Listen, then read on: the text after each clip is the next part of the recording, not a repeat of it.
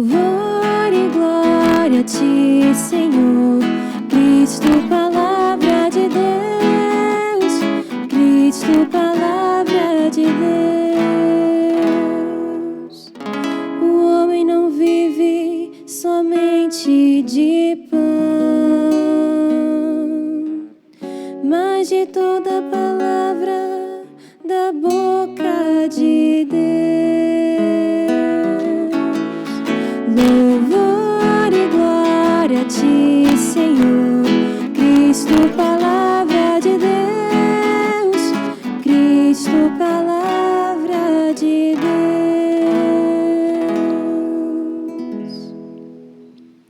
O Senhor esteja convosco. Ele está no meio de nós. Proclamação do Evangelho de Jesus Cristo, segundo Marcos. Glória a vós, Senhor. Naquele tempo, o Espírito levou Jesus para o deserto. E ele ficou no deserto durante 40 dias. E aí foi tentado por Satanás. Vivia entre os animais selvagens e os anjos o serviam. Depois que João Batista foi preso, Jesus foi para a Galileia, pregando o Evangelho de Deus e dizendo: o tempo já se completou e o reino de Deus está próximo. Convertei-vos e crede no Evangelho. Palavra da salvação. Senhor.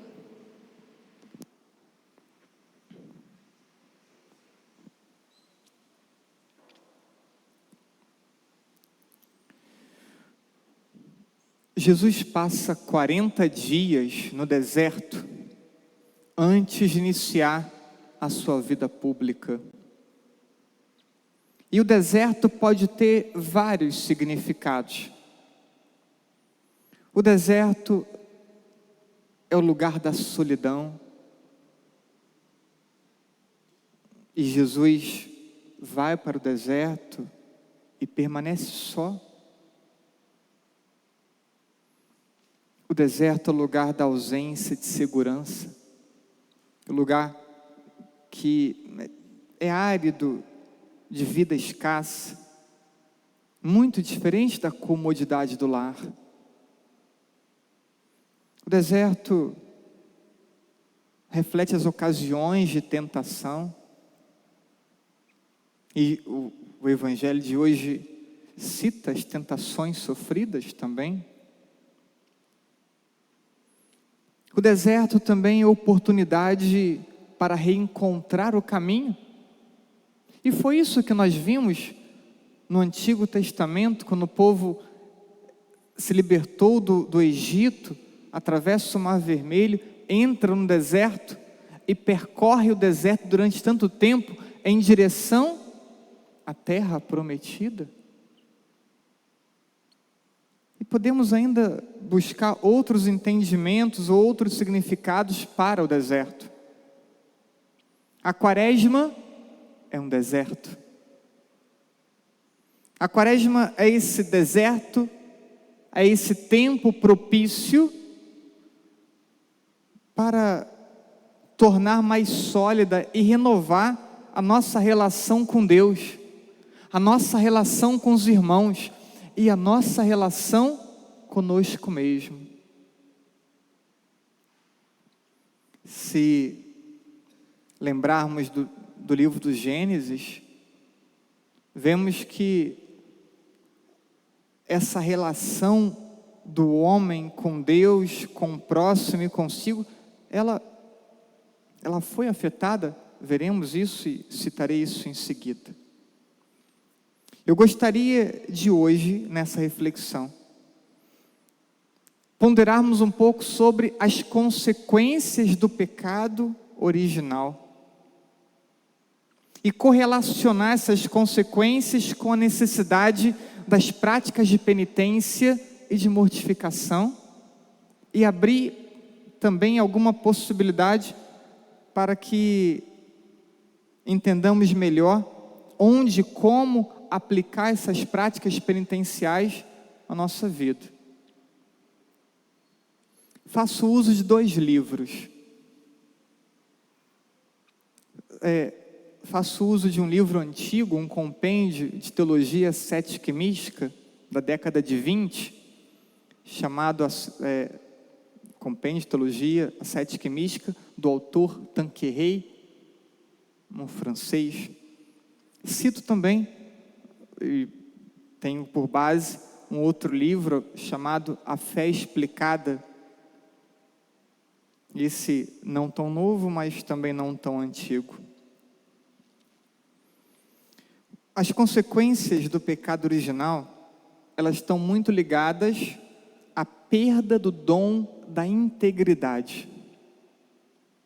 Essa harmonia na qual o homem foi criado, e que fica muito fácil perceber no livro do Gênesis, que é perdido, porque agora, usando o sentido, do texto bíblico de Gênesis, mas Deus vem caminhar no jardim e escutam os passos e se escondem.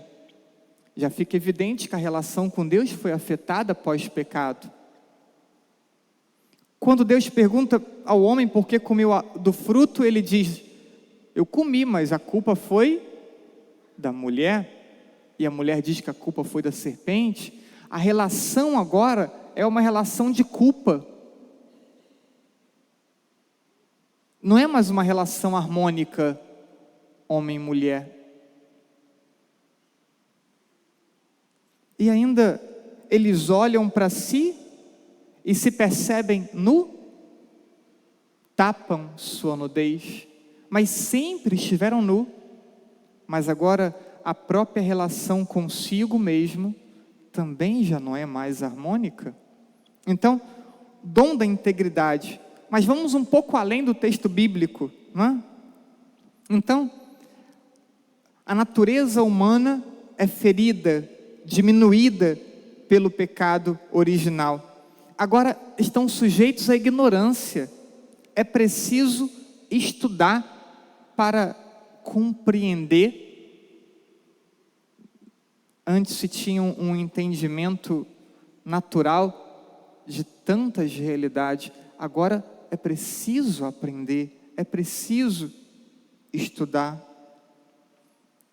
Vemos ainda que temos uma inclinação muito forte ao mal. Todos nós temos, chamamos de concupiscência, essa inclinação que temos ao mal. Temos clareza de que uma coisa é ruim e mesmo assim a desejamos. E muitas vezes, mesmo assim, a praticamos sabendo que é errada. Percebemos isso com facilidade. Ainda percebemos a força que as paixões têm para nós. Percebemos que somos fracos na lida com as tentações.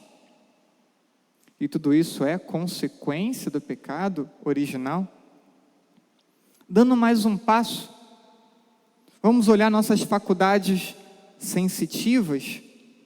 E primeiro, os sentidos exteriores, citaremos 2 apenas, visão e audição. Eles foram tomados pela curiosidade. Quantas e quantas vezes a curiosidade é aguçada pela visão e pela audição? Está passando em uma rodinha e ouviu uma palavra que chamou a atenção, quer voltar para ouvir a conversa.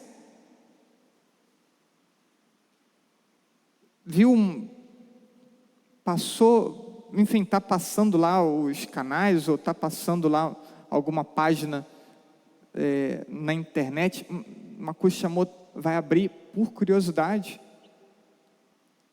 O olhar, a visão e a audição, quantas vezes são tomadas pela curiosidade, e a curiosidade é a porta tantas vezes para cometermos um pecado.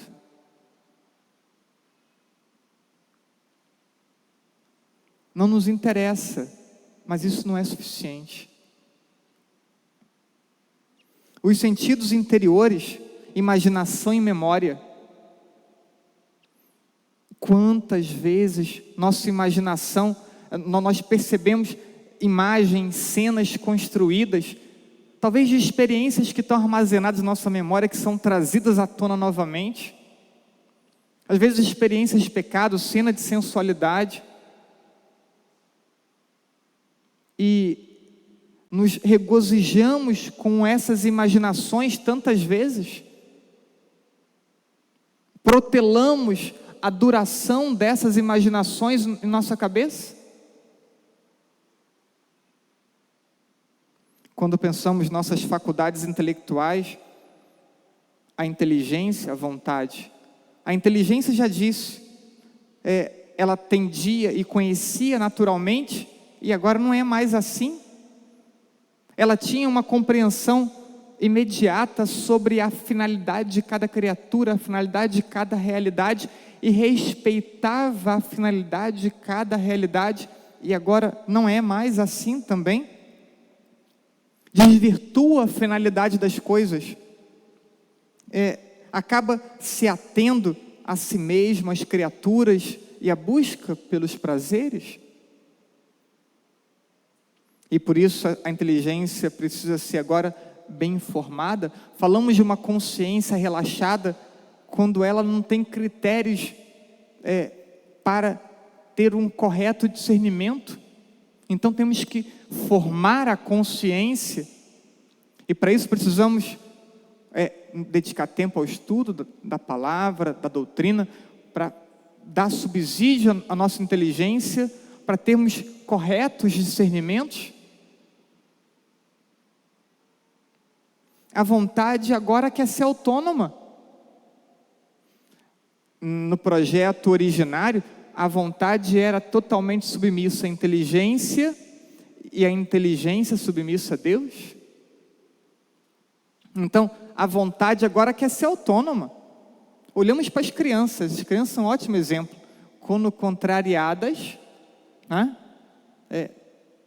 a pirraça não é uma expressão de uma vontade contrariada? Pior é quando é adulto fazendo pirraça, porque a vontade foi contrariada. Às vezes temos na igreja isso, quando o padre não concorda com A, com B ou com C, a gente vê adulto fazendo pirraça também, mas não quero entrar em polêmica não, Então, mas a vontade não pode mais ser contrariada. Aquela frase que a gente já ouviu tantas vezes, O que adianta ir à missa se eu não tenho vontade? Quem nunca ouviu essa frase? O que adianta ir à missa se eu não tenho vontade? Porque a vontade não pode ser contrariada. Não é mais a inteligência que diz, olha, o mandamento de Deus é guardar as missas domingos e dias santos, e por isso então, com ou sem vontade, vamos à missa. Não, eu sei do mandamento, mas não quero. Não vou porque eu não estou com vontade. Então a vontade agora quer ser autônoma. E aí, essa vontade custa ser submissa a Deus, custa ser submissa ao outro, custa ser submissa à razão. Frequentemente se deixa arrastar pelas paixões, pela impulsividade e pelos sentimentos. Não pensa mais antes de agir. O outro autor escreve diferente, diz assim: perderam todos os dons especiais, com o pecado, que Deus lhes havia concedido. A elevada sabedoria, o domínio perfeito de si mesmo, a imunidade à doença e à morte. Deus não criou para a morte. A morte também é uma consequência do pecado. E, sobretudo, o laço de união íntima com Deus também foi perdido. A harmonia em que viviam ficou destruída. O domínio das faculdades espirituais da alma sobre o corpo ficou abalado. A união entre homem e mulher ficou submetido a tensões. As suas relações, marcadas agora pela cupidez e dominação. Rompeu-se também a harmonia com a criação. A criação visível tornou-se para o homem estranha e hostil. Então, É como esse autor, ali em poucas palavras, descreve essas devastadoras consequências do pecado original, mesmo pós-batismo.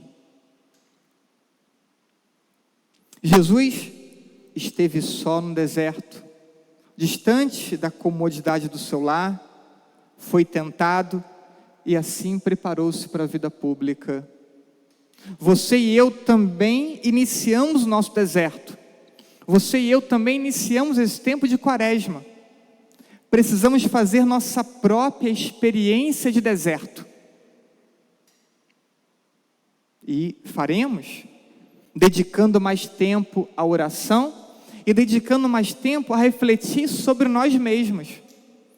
Precisamos refletir sobre nós mesmos.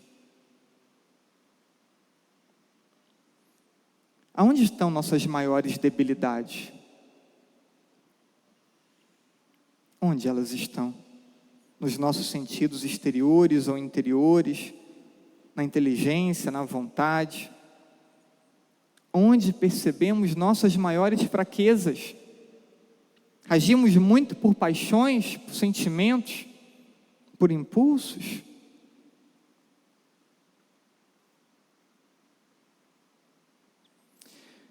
O certo é que o caminho para sermos melhores passam pelas penitências. Porque as penitências vão nos ajudar a buscar o equilíbrio, controlar nossa curiosidade no olhar, no ouvir, controlar essa vontade que quer ser autônoma, nos dá subsídio para formar bem nossa consciência. Então, as práticas penitenciais não deveriam ser restritas também ao tempo da quaresma, porque a luta por aperfeiçoamento, a luta por crescimento deve ser ao longo de todo o ano, apenas vivido com mais intensidade nesse tempo de quaresma. Então, e essas práticas podem ser restringir algum alimento, ou mudar algum comportamento, evitando algum comportamento, pode ser agregando algum comportamento,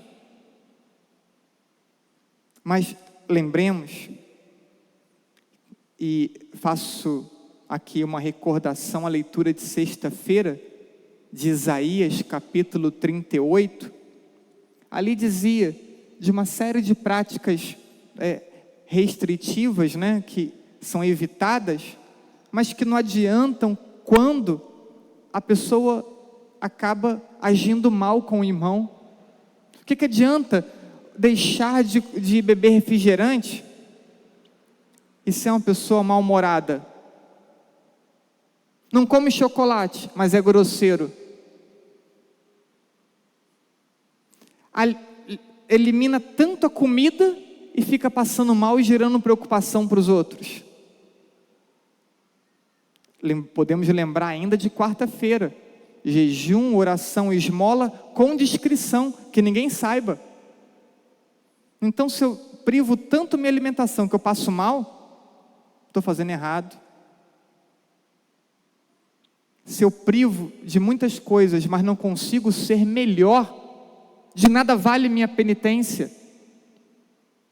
Precisamos ter clareza qual é a finalidade das práticas penitenciais. E a finalidade passa por nos tornar capazes de amar. Passa por nos tornar capazes de construirmos ambientes de alegria no entorno que estamos. Jesus morre e ressuscita. Ele entrega a sua vida. Ele mostra que o amor é a entrega de si mesmo, para que nós pudéssemos ser salvos.